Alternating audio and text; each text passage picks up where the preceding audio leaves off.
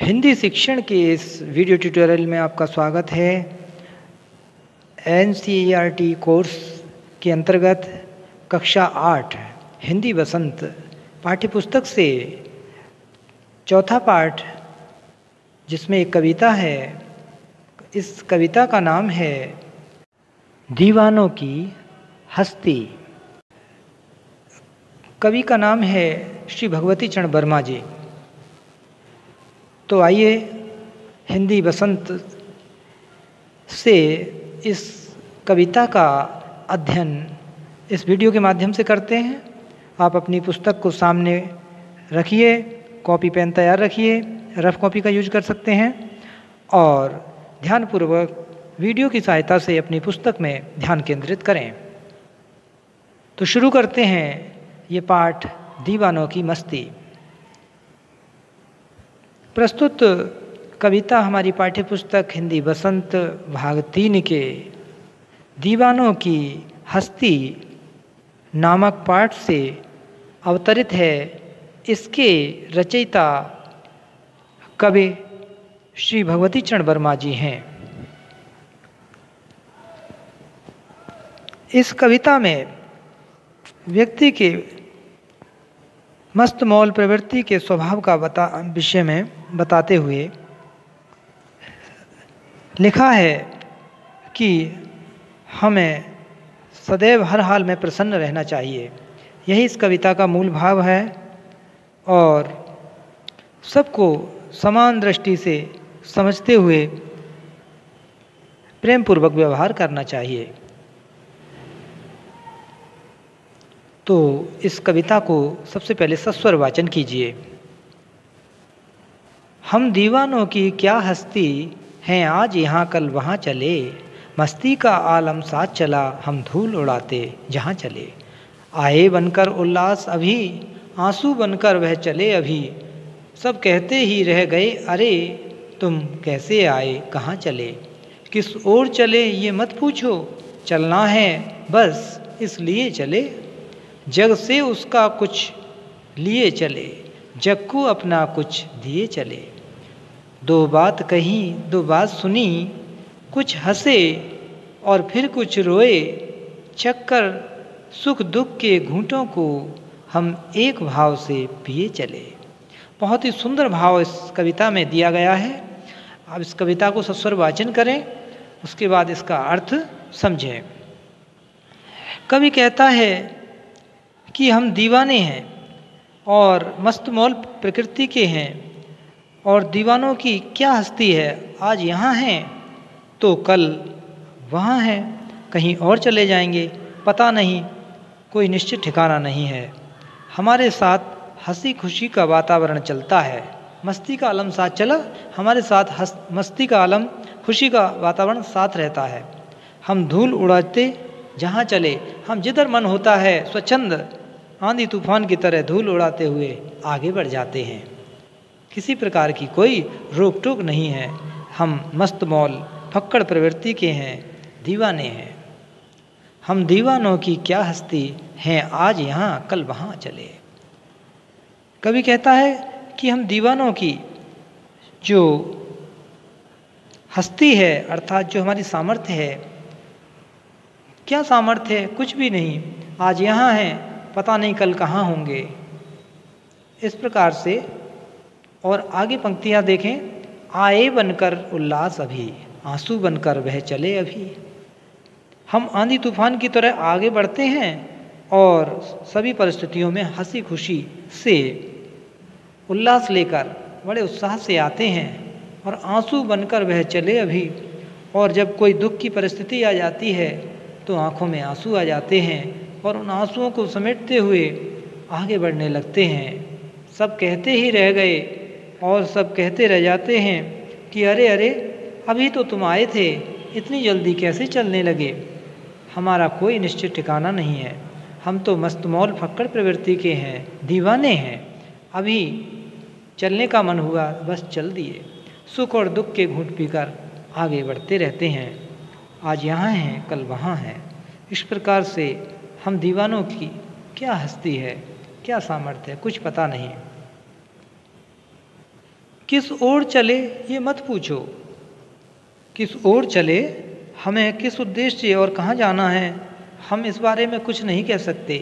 हमें तो बस चलना है, बस हमें तो चलना है, बस इसलिए चले। जग से उसका कुछ लिए चले, जग को उसका कुछ दिए चले। हमने इस संसार से कुछ ग्रहण किया है तो इस संसार को कुछ दिया भी है। ये भाव लेकर सुख दुख बांटते हुए, दूसरों के दुखों को सुख सहन करते हुए और अपने प्रेम और सुख का अनुभूति का दूसरों को एहसास कराते हुए, दूसरों को खुशियाँ बांटते हुए हम दीवाने आगे बढ़ते रहते हैं और एक स्थान पर निश्चित नहीं रहते हैं। जब मन होता है तब दूसरी जगह चल देते हैं। दो बात कही दो बात सुनी, लोगों से मिलते हैं तो उनकी कुछ बातें सुन लेते हैं और अपनी बात भी कह लेते हैं। फिर कुछ हंसे और कुछ रोए, छक्कर सुख दुख के घूंटों को पी देते हैं।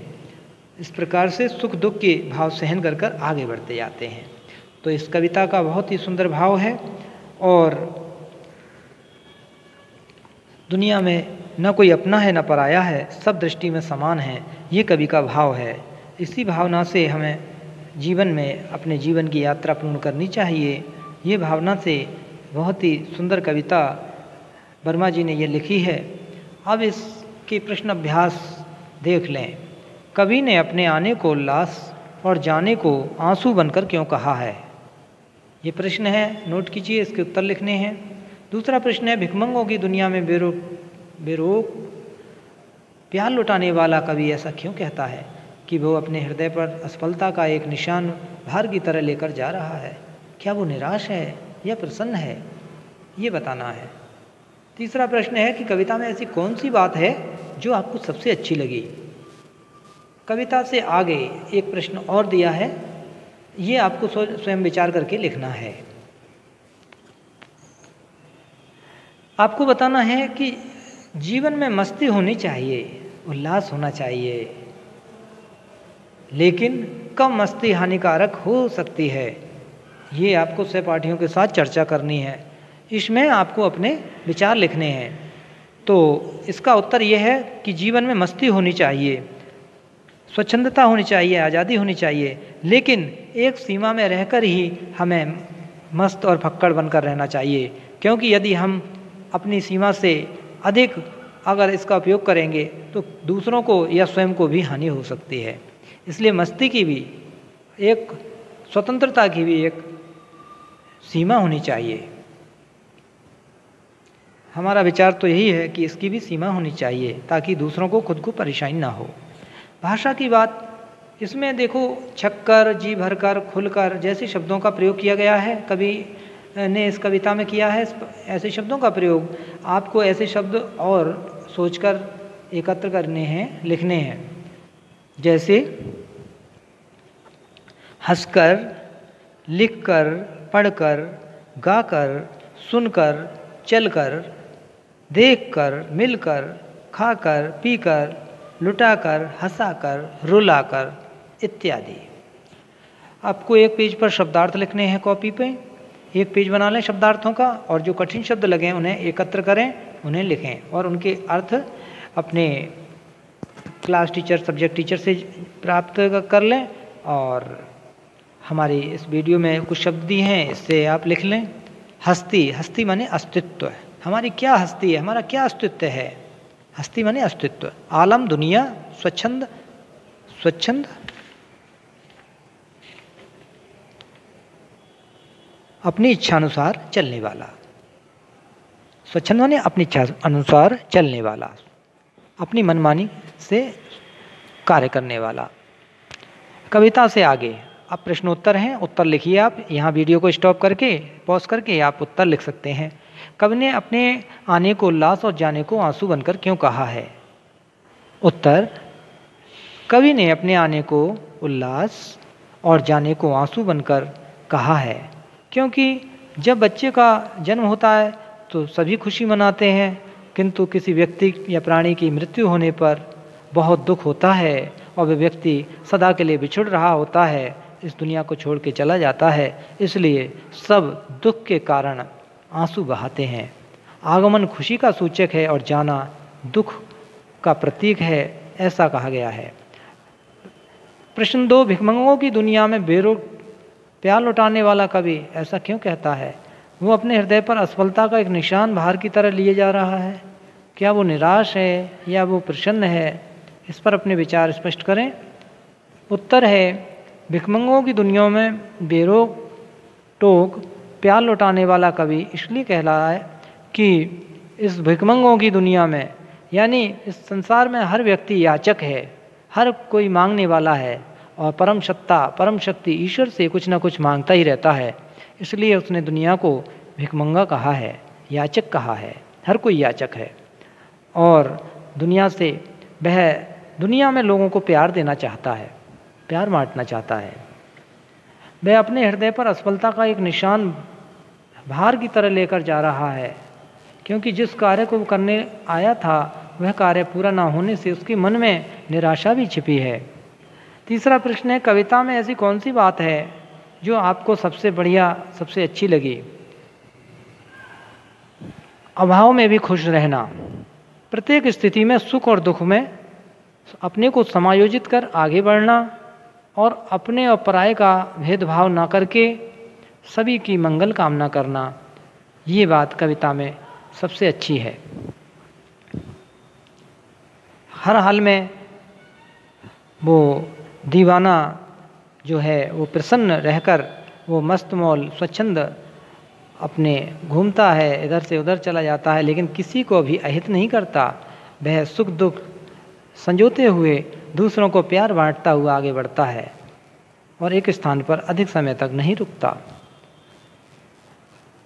कविता से आगे प्रश्न है, जीवन में मस्ती होनी चाहिए लेकिन कब मस्ती हानिकर हो सकती है?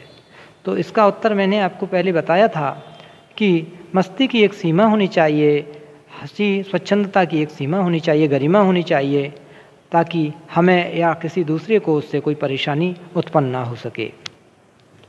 एक बार पुनः कविता का अवलोकन कर लेंगे। हम दीवानों की क्या हस्ती हैं, आज यहाँ कल वहाँ चले, मस्ती का आलम साथ चला, हम धूल उड़ाते जहाँ चले।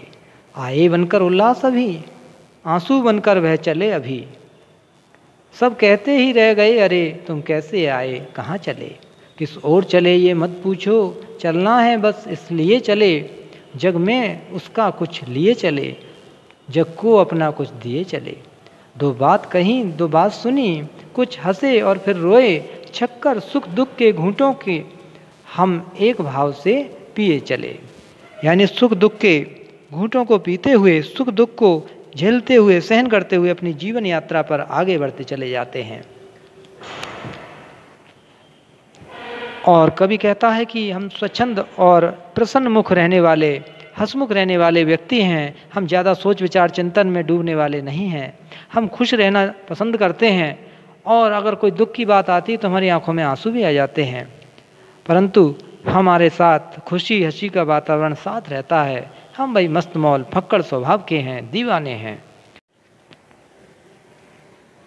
इस कविता में आपने देखा कि पहले कहा है कवि ने कि हम दीवानों की क्या हस्ती है, अर्थात हमारा क्या अस्तित्व है, और दूसरी पंक्ति में उसने कहा है अपने महत्व का अस्तित्व दिया है कि मस्ती का आलम साथ चला, हम धूल उड़ाते जहाँ चले। यानी मस्ती का आलम हमारे साथ रहता है, अपना अस्तित्व को महत्व दिया है। पहले कहा है कि हम दीवानों की क्या हस्ती है, क्या अस्तित्व है, आज यहाँ हैं तो कल वहाँ हैं। तो इसी के साथ इस कविता को समाप्त करते हैं। नमस्कार।